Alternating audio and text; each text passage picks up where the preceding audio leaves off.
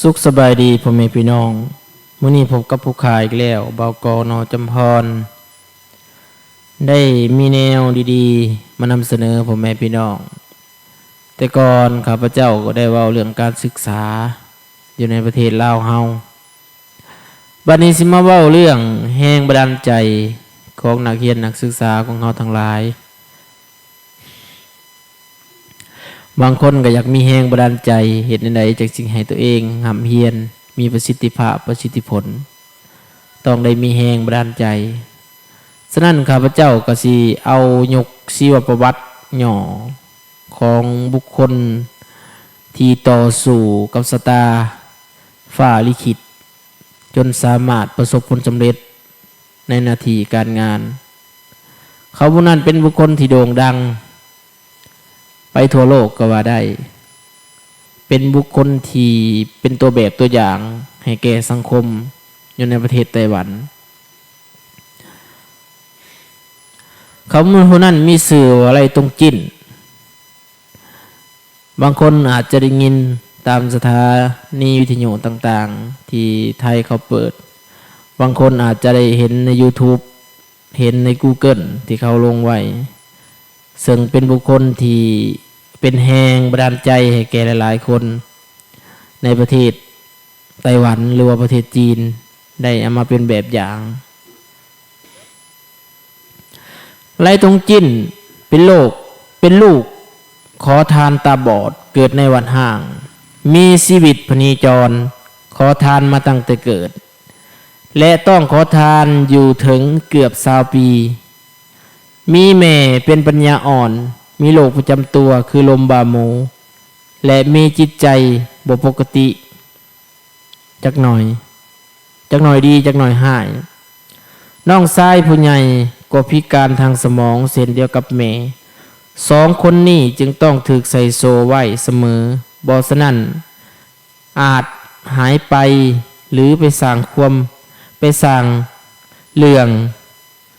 ทั้งครอบครัวเวลาไปใส่มาใส่ก็จะต้องเป็นสิ่งประหลาดสำหรับผู้พบเห็น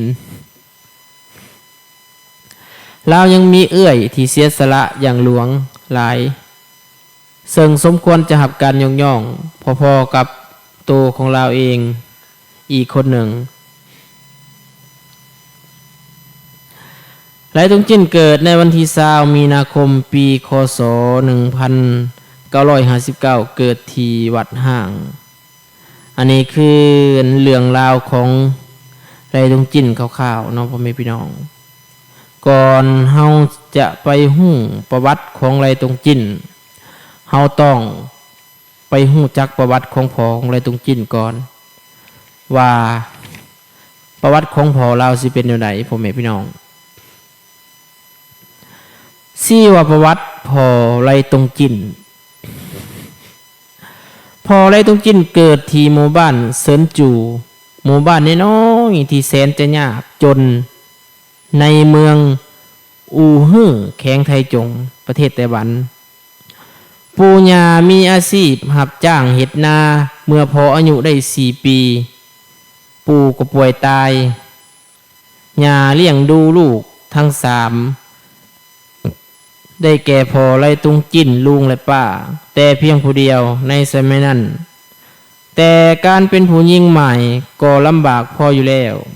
แต่นี่ยังมีลูกติดถึง3 คนจึงเฮ็ดให้ทั้งครอบครัว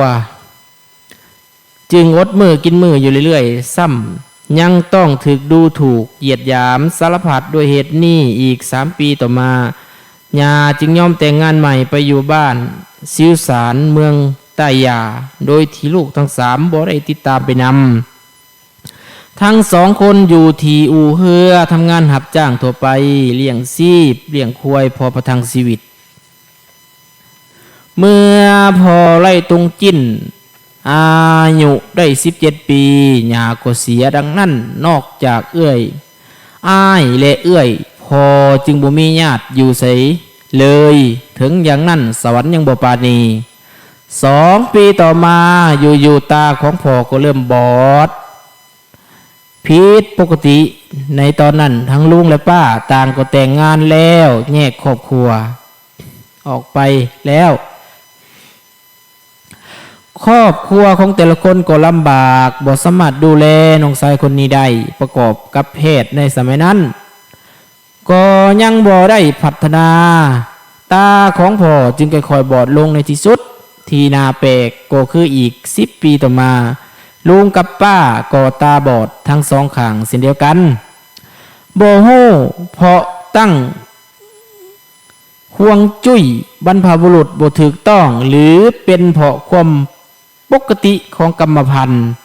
คงบ่มีผู้ใดตอบได้สรุปคือเมื่อพออายุได้22 ปีตาก็บอดทั้งสองข้างจากนั้นท่านก็ใช้ชีวิตวานิพกพเนจรหากินด้วยการเป็นหมอดูเป็นหมอนวด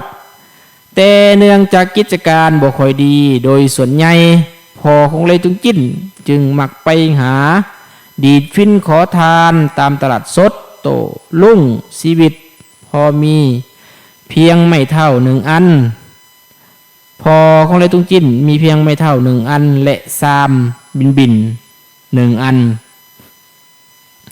กับพินอีก1 ตัวละหกละเหินไปคำใสนอนหัน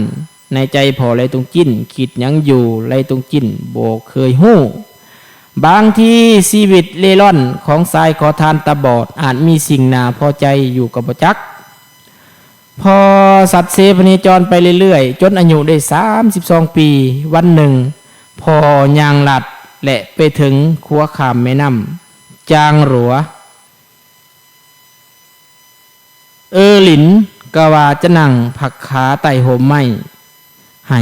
พอหายเมื่อยเสียก่อนพอนั่งลงก็ได้ยินเสียงค่ายคือคนควนคางดังขึ้นใกล้ๆตัว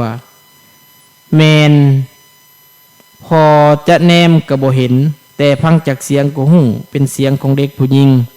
เสียงโอดโอยนั่นบอกถึงความทรมานสุดทนถือว่าการอ่านหรือว่าการเล่าประวัติของพ่อไรตรงจิ้นก็ยังมีอีกยาวยังมีอีกหลายตอนเนาะผมพี่น้องถือว่าเรามาฮอดนี่ก็ขอยุดสำนีก่อนตอนที่1ยังอีกมีอีกตอนที่2เนาะผมพี่น้องถ้าว่าผมพี่น้องชาว Facebook ชาว YouTube ได้ฟังที่ข้าพเจ้าได้อ่านหรือว่าได้เล่าสู่ฟังแล้วก็กดไลค์กดแชร์เป็นกำลังจิตกำลังใจผู้ขาที่ได้เห็นคลิปสร้างคลิปเพราะว่าผู้ขาสร้างคลิปก็ใกล้จะผ่านแล้วเนาะพ่อแม่พี่น้องเป็นกำลังจิตกำลังใจติดตามชมตอนต่อไปเนาะพ่อแม่พี่น้องขอจบเท่านี้